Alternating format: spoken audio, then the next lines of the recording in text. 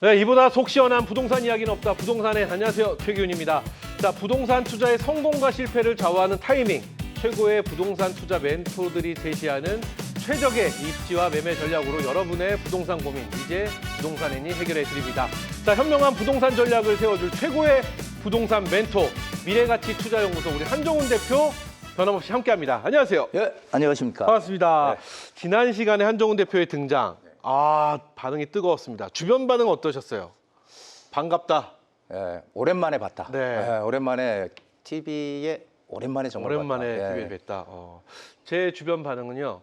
역시 명불허전이다. 이름대로 한다. 한종훈이다. 이런 반응이 나왔으면서 또 굉장히 솔직한 부동산의 이야기가 될 것 같다는 기대감에 대한 이야기도 많이 들었습니다. 아, 그랬어요. 그래서 오늘 그만큼 우리가 부담이 된다는 얘기죠. 그러니까 점점 부담을 그렇죠. 예, 주시는군요. 네, 저희가 부담을 최대한 드리면서 정말 알짜 정보들 오늘 또 우리 최선을 다하겠습니다. 네, 멘토 우리 한종훈 대표와 함께 끝까지 파헤치는 그런 마음으로 한번 가보도록 하겠습니다. 자, 그러면 한종훈 대표와 함께 나눠볼 이야기 이슈엔 바로 출발해 보도록 하겠습니다. 오늘의 주제 공개합니다. 자, 오늘의 주제 대선과 함께 다시 떠오른 세종시 천도론 부동산 시장 영향은? 이라는 주제입니다. 세종시 이야기가 뜨거워요. 주식에서도 테마가 있잖아요. 정책 테마. 세종 테마가 엄청 뜨거웠었거든요. 주식 시장도 그런데. 네, 주식시장에 세종 테마가 뜰 정도로 많은 분들이 그만큼 관심을 갖고 있는 건데 현재 세종시의 부동산의 전반적인 분위기는 어떨지 좀 궁금합니다. 이게 정치적인 변수도 있고 하다 보니까요. 세종시는 항상 그 선거 때마다 나오는 한 중심에 있죠. 예, 중심 축에 있는데 네. 이게 사실 2012년도에 이미 행정수도 복합도시로 조성이 돼서 이미 주요 그 기관들은 다 거의 대부분 다 이주를 했고요. 네네. 실질적인 행정수도 역할을 하고 있는 곳이에요. 그런데 아직까지 대통령 집무실이 서울에 있다는 서울에 거죠. 있죠. 그래서 네. 이제 집무실을 옮기려고 하는데 근데 문제는 과연 그게 잘 옮겨질까라고 하는데 일단 뉴스가 계속 나오니까 3월부터 이제 그 집무실 옮긴다. 아예 뭐 행정수도로 그냥 완전히 그래요. 바꾸자. 막 이런 논의들이 나오니까 세종시의 집값이 지금 뜨겁습니다. 현재 굉장히 뜨거운 분위기네요. 뜨겁습니다. 그래서 지금 실거주와 그리고 투자 수요까지 같이 합세를 해서 지금 상당히 수요가 증가하고 있는 그런 상황이라서 이게 지금 세종시가 사실은 많이 오르기도 예전에도 올랐지만 그렇죠. 또 그러다가 조정도 쭉 많이 또 받고. 조정을 받고 지금 계속 안 좋은 상황이었거든요. 그러다가 지금 다시 이 어떤 가격 상승의 신호탄이 지금 왔다 이렇게 보시면 되겠어요. 근데 네. 보면 세종은 보면 이게 제 기억이 맞다면 노무현 전 대통령 때부터인 것 같아요. 그 행정수도 이전, 네, 그리고 공약을 했죠. 국토 균형 발전 이러면서 세종시가 부각이 됐는데 이게 지금 대선 때마다 나오고 있는 단골 이슈입니다. 맞아요. 이 이유가 좀 궁금해요. 그 지난해 2022년도에 네네. 또 대선을 할 때 윤석열 대통령이 이제 얘기를 했죠. 이 제2집무실, 네네. 청와대 제2집무실을 옮기겠다.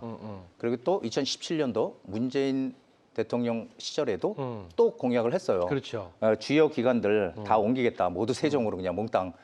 이렇게 했는데 실질적으로 이루어지진 않았죠. 이루어지진 않았는데 이게 지금 대선 때마다 그렇죠. 완전히 반복되는 그래요. 하나의 참 특이 현상이라고 보는데요. 근데 이렇게 대선 때마다 이런 얘기들이 나오는 거는 바로 충청권의 민심을 얻기 위해서다. 그럴 수도 있네요. 충청권 민심. 예. 충청이 늘 항상 선거 때마다 캐스팅보트 캐스팅보트 역할을 역할을 해왔죠. 했으니까. 예, 그래서 네, 가만히 또 보면은요. 그 대선에서 충청권에서 이기면 무조건 대통령이 된다. 이게 지금 강하게 인식이 돼 있어서 이 충청권의 어떤 승리를 위해서 한 게 아닌가. 그리고 또 얘기하는 건 국토 균형 발전이거든요. 그런데 국토 균형 발전 누구나 다 원하잖아요. 그렇죠.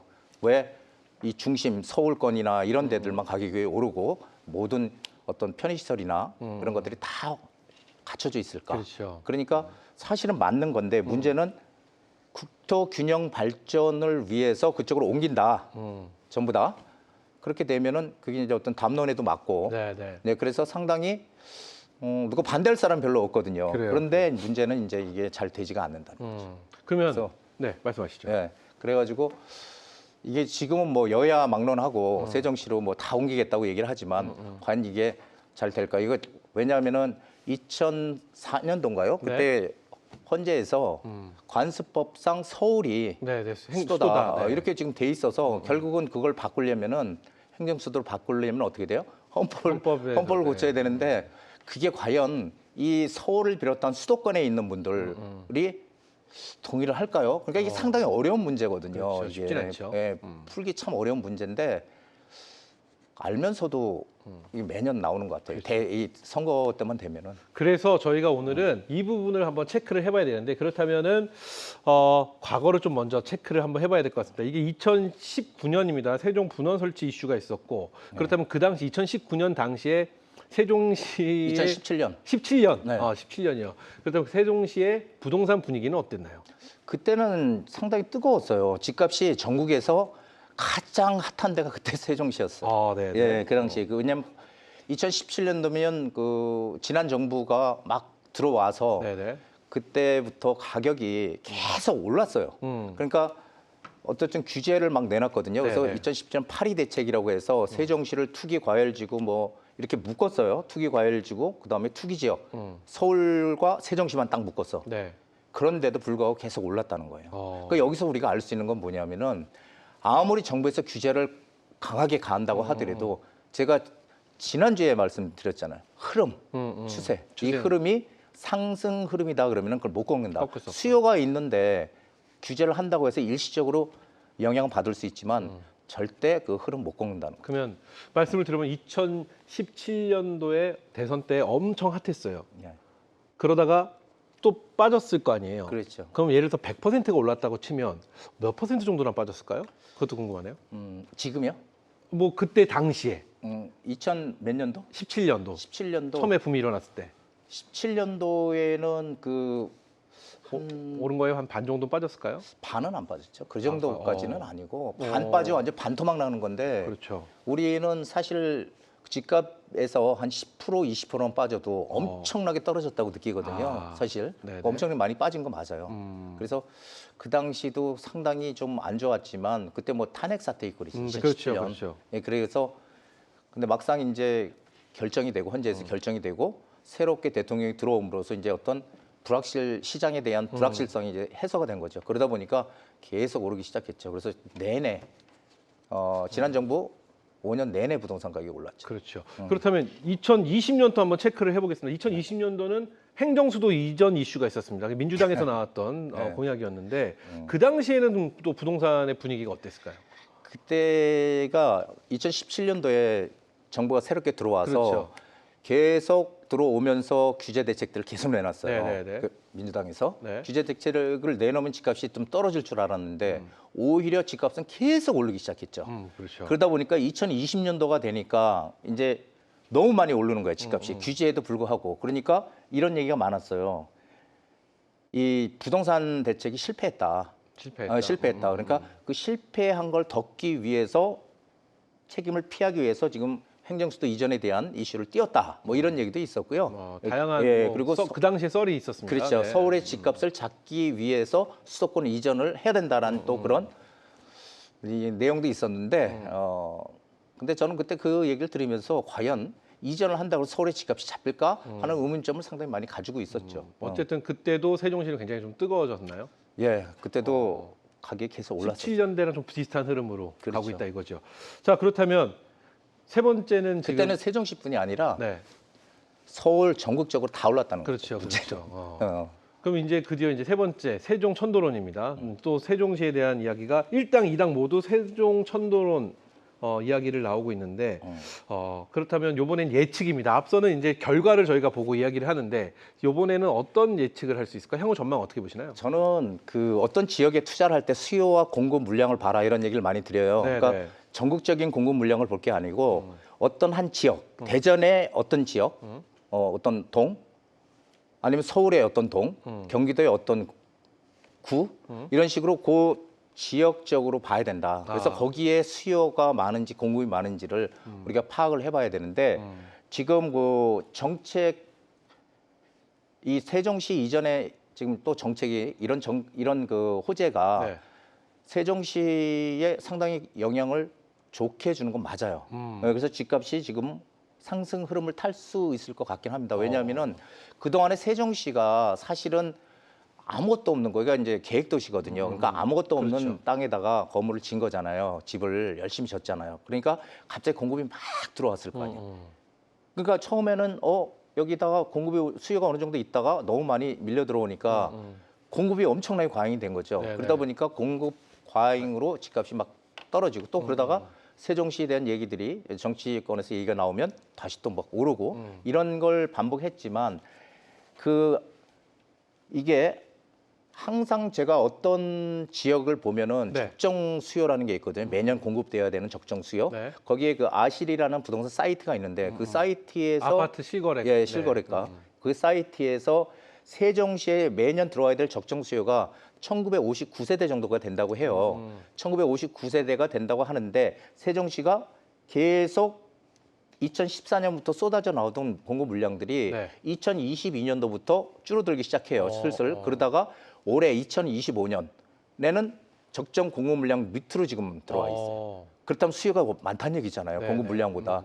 그러니까 제가 얘기 드리고 싶은 거는 지금의 어떤 그 단편적인 그런 호재 이런 것 때문에 우리가 세종시 투자를 할까 이게 아니고 네. 이런 공급과 수요 이런 것들을 봐가면서 세종 뭐 천도설 뭐 이런 호재도 지금 있지만 실질적으로 2025년도부터 본격적으로 공급량이 줄어드는 해다. 그렇기 때문에 또 타이밍 맞춰서 수요가 줄어들고 수요는 있으니까 또 거기다 네네네. 호재까지 또 그렇죠. 덧붙여 있으니까 오를 수밖에 없지만 그렇다고 해서 예전같이 그렇게 가파른 상승은 없을 것이다. 그럴 것 같지는 않다. 예. 지금 보면은 일단 행정, 그러니까 정부 종합청산 넘어간 상황이잖아요. 세종으로. 그리고 이제 대통령 집무실, 대통령실과 국회가 넘어가면 이제 행정 수도 이전이 뭐 완성이 된다 이런 얘기가 예. 나오는데 실제로 기대에 미치지 못할 거라라는 전망도 나옵니다. 왜냐하면 교통, 뭐 또 생활 인프라, 뭐 이런 것들이 아마 지금처럼 서울만큼 좀 녹록지는 않지 않겠느냐라는 의견도 있고 이런 얘기가 나오는데 예. 기대에 못 미친다라는 이야기가 나오는 부분에 대해서는 어떻게 생각하고 계시나요? 그거는 맞는 얘기라고 봐요. 왜 그래요? 그러냐면은 결국은 세종시 계획도시지만 이것도 결국 신도시 개념이 있잖아요. 그렇죠. 새롭게 이제 맨 땅에 신도시가 생기는 거니까. 그러니까 항상 딜레마가 그런 것 같아요. 그 맨 땅에 처음에 아파트를 먼저 질 것이냐, 상가를 먼저 질 것이냐. 뭐 잠깐만 제가 한번 맞춰볼게요. 무조건 아파트가 먼저 지어져야 그렇죠. 그렇죠. 그게 네. 예. 거기다가 상가를 지어놓으면은 그 후에 아파트가 들어가게 되면 아파트에 거주하는 사람은 좋지만 그렇죠. 상가는 아무것도 없는데 뭐 그렇죠, 장사가 안 되잖아요. 네네. 그러니까 아파트를 일단 공부를 많이 한단 말이에요. 그 다음에 이제 상가가 들어오거든요.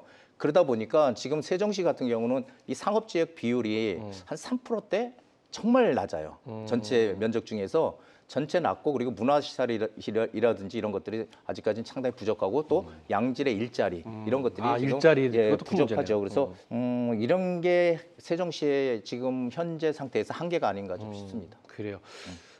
제가 생각하는 자타공인 최고의 부동산 전문가로서 대표님께서 고맙습니다. 네, 최고의 제가 인정하는 왜냐하면 이런 얘기가 앞에 나올 때 뭔가 무서운 질문을 한다는 얘기거든요. 지금 그럼 단도직입적으로 그렇다면 대표님이 생각하기에 지금 세종시에 투자하는 거는 좋은 건가요? 어렵죠. 아니 근데 그거를 네네. 뭐 좋다 나쁘다 네. 이렇게 제가 얘기를 참 드리고 싶은데 네.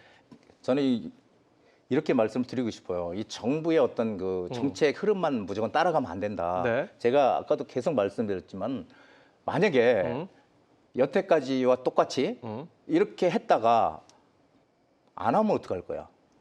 그렇죠. 안 되면 어떡할 네, 거냐고요. 그렇죠. 여태까지 그렇죠. 다 안 됐으니까. 여태까지 안 됐으니까 또 안 될 가능성도 음. 분명히 있단 말이에요. 왜냐하면 이게 헌법도 바꿔야 되는 상당히 좀 다단한 과정을 거쳐야 되기 때문에 그 대통령 임기 5년이잖아요. 그렇죠. 그러니까 이게 사실은 호재만 따라가면 안 되고 제가 이제 아까도 말씀드렸지만은 그 흐름 저는 그 흐름을 부동산의 첫 번째 요소라고 보거든요. 왜냐하면은 우리가 뭔가 투자를 하든 내 집을 장만하든 간에 네. 이게 지금 시장이 이게 떨어지는 흐름인지 아니면은 올라가는 흐름인지 여기에 대한 확신이 있어야 할 거 아니에요. 그렇죠. 이게 계속 하락하는데 어떻게 하냐고 이거. 그렇잖아요. 그래서 이게 그 흐름을 보고 투자를 해야지 무조건 그 호재만 받다가는 큰 코 다친다. 무슨 말씀인지 알겠습니다. 네, 이렇게 좀 말씀드리고 싶습니다. 말씀을 아주 정확히 해주셨는데 전 아직 속이 안 찹니다. 네. 그럼 이렇게 할게요. 최고의 부동산 전문가 한정훈 나라면 세종시 간다 안 간다 OX입니다. 저는 안 갈 것 안 간다. 안 갈 것 같아요. 아, 이렇게 또 해결이 되네요. 그래요. 말씀을 조심스럽게 해주셨지만 결론 나 같으면 개인적인 생각입니다. 야, 개인 생각이죠. 네, 가시려고 하시는 분들은 또 계실 수도 있고, 가면 또 좋을 수도 있습니다. 아, 그럼요. 나라면 안 간다. 나는 그렇다면 매수의 세종시에 대해서 매수의 계획이 있으신 분들, 그런 생각을 하고 계신 분들은 어디에 어떤 지역에 이렇게 좀 아까 지역이 좀 중요하다고 말씀하셨잖아요. 예, 세종시가 지금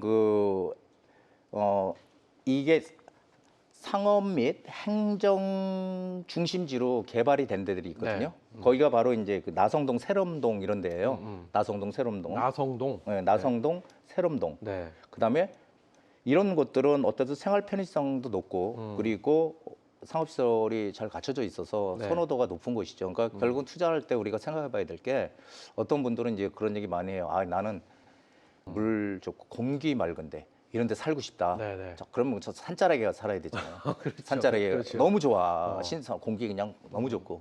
그런데 다른 사람은 그러냐는 거죠. 그러니까 결국은 내가 내 집을 장만하든 뭐 특히 투자의 목적으로 한다 그럴 때는 남들이 살고 싶은데 살아야 된다. 아, 그렇죠. 남들 내가 살고 싶은 건 의미 없어.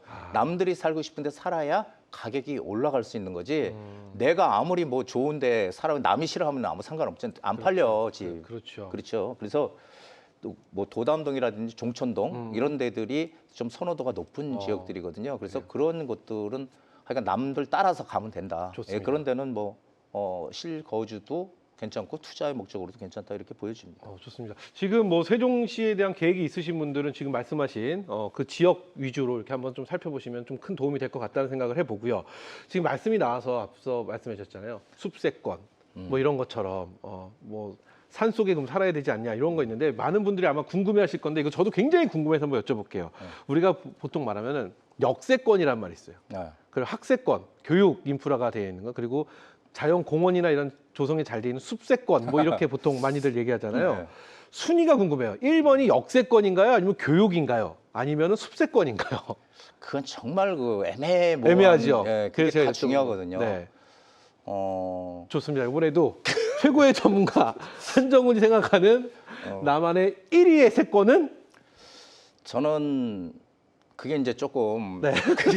그게 조금 다른 게 네, 네. 이제 저 같은 분이 만약에 산다 네, 네. 또 연세가 좀 드신 분이 있으신 산다 분이 이런 거에 산다면? 따라 조금 다를 수 있어요. 제가 또 생각이 짧았네요. 조금 다를 수 있습니다. 네, 연세가 있으시면 아무래도 숲세권이 좋으실 거고. 그렇죠. 그리고 조금 활동을 하는 분은 무조건 역세권에 역세권이고. 들어가야 되는 거고요. 그래서 사실은 그 지금 말씀한 교통, 교육, 환경 이런 것들이 뭐 부동산의 3요소 해가지고 필수 요소다 뭐 이런 얘기를 해요. 근데 제가 겪어보니까 네. 사실은 저는 이제 그 숲세권이나 그다음에 이제 한강 조망권 이런 네네. 걸 이제 환경 가치라고 얘기를 하거든요. 근데 환경 가치가 우리가 앞으로 선진국으로 가면 갈수록 점점 더 그 가치는 커질 것이다. 이렇게 저는 보기 때문에 투자 가치는 이 환경 쪽이 훨씬 더 그러니까 뭐 숲세권이라든지 이런 쪽이 네. 훨씬 더 크다. 시간이 지나면 지날수록. 우리가 소득이 더 많이 높아지면 높아질수록. 그렇겠네요. 네, 그건 실제로 제가 그 미국에 그 아는 분이 예전에 있었는데 네. 우리 한국에 놀러 와서 호텔을 잡는데도 그렇죠. 이 숲이 보이는 데를 찾더라고요. 그래요. 야, 그래서 야 이게 틀리구나 우리나라랑 그런 생각을 좀 했어요. 외국 사람들이 우리나라 한강 보면 깜짝 놀란대잖아요. 이렇게 멋지고 큰 강이 도심을 가로지르면서 있는 없죠. 거는 처음 예. 봤다. 뭐 전 세계에서 이렇게. 우리나라밖에 없습니다. 그러니까요. 그런 거 보면서 했는데 요것도 아마 시청자분들 TV 보시면서 지금 최기훈 예리했어 이러실 거예요. 이거 굉장히 궁금했거든요, 진짜로. 근데 이거를 해결해 줄 수 있는 분이 우리 한정훈 대표밖에 없어서 제가 고맙습니다. 여쭤봤습니다. 자, 그러면 질문을 이렇게 한번 더 드려볼게요. 현재 그러면 서울 우리 부동산의 전반적인 분위기는 서울의 어떤 시장 분위기는 어때요? 지금 대선도 앞두고 있고요, 조기 대선도 앞두고 있고 여러 가지 이슈가 있는데. 지금 서울 시장의 분위기는 지난주에 우리가 네네. 한번 토지거래 허가제 그렇죠. 그게 다시 토지거래 허가제를 없앴다가 다시 묶으면서 오히려 네네. 범위를 확대해서 묶으면서 시장이 좀 갑자기 거래량 뚝 떨어지고 그랬거든요. 근데 지금 4월 말 중순 지나서부터 거래량이 다시 늘고 있어요. 다시 지금 늘면서 토지거래 허가 구역은 그 안에는 거래량은 줄고 거래가 잘 안 되는 반면 거래되는 것도 신고가를 갱신하고 있고요. 그리고 반대로 토지거래 허가국에서 빠진 곳들 뭐 마용성이라고 보통 얘기하는 마포, 네. 용산, 성동, 동작 뭐 이런 데들 있죠. 그런 데들이 오히려 지금 풍선 효과로 가격이 올라가고 있다. 있어요. 거래량이 늘어나면서 그래서 이게 제가 요번에 또 느낀 게 그런 겁니다. 이게 항시 흐름이라는 게 정말 중요하구나. 그래요. 예, 토지거래 허가제로 묶어서 많은 분들이 이 집값이 좀 소강 상태로 갈 거다 이렇게 얘기했지만 지금 결국은 흐름이 상승 흐름으로 가니까 결국은 시장도 그렇게 따라가는구나 이런 생각을 하고 그래요. 있습니다. 좋습니다. 그렇다면 지금 이제 조기 대선을 앞두고 있고 1당, 2당 전부 다 공약이 이전에 대한 이야기가 나오고 있습니다. 그럼 대통령실 이전이 실제로 이루어진다면 서울 수도권에 있는 부동산은 어떤 영향을 미칠까요? 앞서 잠깐만 먼저 생각을 제가 해보면 큰 영향이 없을 것도 같고 또 있을 것도 같고 어떤 영향이 미칠까요? 지금 이 언론에서 인위적인 분산책을 선동하는 분들이 이제 수도권 과밀화가 이제 마치 절대 악이다 이런 식으로 얘기들을 많이 해요. 과밀화가 너무 과밀화되면 안 된다. 그러니까 분산해야 된다 이런 얘기들 많이 하지만 실제로 전 세계에 소위 이 경제 도시들 네. 이런 큰 도시들이 미국이라든지 뉴욕, 런던, 도쿄 이런 데들이 상당히 큰 비중을 차지하고 있어요. 이런 데가 이게 참고로 말씀드리면 대도시 전 세계 대도시 55개의 대도시에서 대도시의 그 인구가 약 7% 살아요. 전 세계 인구. 네. 그 인구의 7%가 전체 경제의 40%를 담당을 합니다. 그만큼 대도시의 역할이 어마어마하게 커요. 그렇죠. 우리나라는 8위. 세계 대도시 8위, 1위가 뉴욕, 네. 이렇게 지금 일본이 3위건 도쿄가 이런 식으로 그 대도시가 필요합니다. 이게 서울도 마찬가지예요. 이런 것들이 대도시가 우리 어떤 그 세계 경제의 그 발전을 한 축으로서 나가는 거지. 이게 무슨 과밀화 뭐 됐다고 해서 이게 뭐 안 좋다 이렇게 얘기할 수는 없어요. 그래요. 좋습니다. 그렇다면 앞서 말씀드린 조기 대선 등 뭐 세종시 이전 여러 가지 이슈들이 있는 이 상황에서 부동산 전략을 또 세워주신다면 우리 한종훈 대표만의 전략 궁금합니다. 어떤 전략이 지금 현 시점에 부동산에 가장 좋은 전략일까요? 저는 항상 뭐 드리는 말씀이지만 실거주자는 무조건 나우라고 했어요. 제가 지금 항상 지금이에요. 왜 그러냐면 제가 여태까지 쭉 부동산을 오랫동안 해왔지만 항상 보면은 지금 사는 게 가장 싸게 사는 거예요. 결국은 시간이 지나면 또 오른다. 왜 그러냐면 우리나라는 여태까지 인플레이션만 겪은 나라거든요. 그렇죠. 일본이 디플레이션을 장기 겪었지만 우리는 인플레이션만 결국은 돈의 가치는 하락하고 물가는 올라가는 그런 현상만 계속 겪어왔기 때문에 시간이 지나면 결국 돈의 가치는 하락하게 돼 있어요. 그렇기 때문에 무조건 좌우지간 실거주 하시는 분들은 내 집을 장만해야 돼요. 실거주가 하시는 분들은 무조건. 지금이다. 예.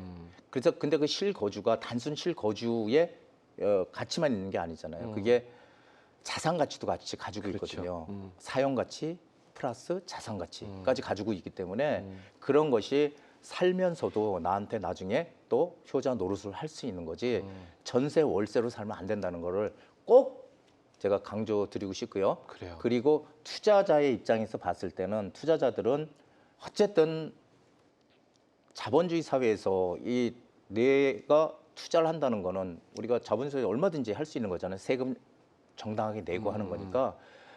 그러니까 이런 투자자라면은 지금 제가 꼭 말씀드리고 싶은 거는 양극화, 초양극화를 기억해야 된다 이렇게 말씀드리고 싶어요. 예전에는 우리 서울의 강남에 집을 한 채 가지면은 지방에 몇 채를 살 수 그렇죠. 있었느냐. 그러면 뭐 한 7채 뭐 이랬거든요. 몇 년 전만 해도 지금 11채. 이렇게 지금 힘이 좀 결국 없죠. 벌어지고 있어요.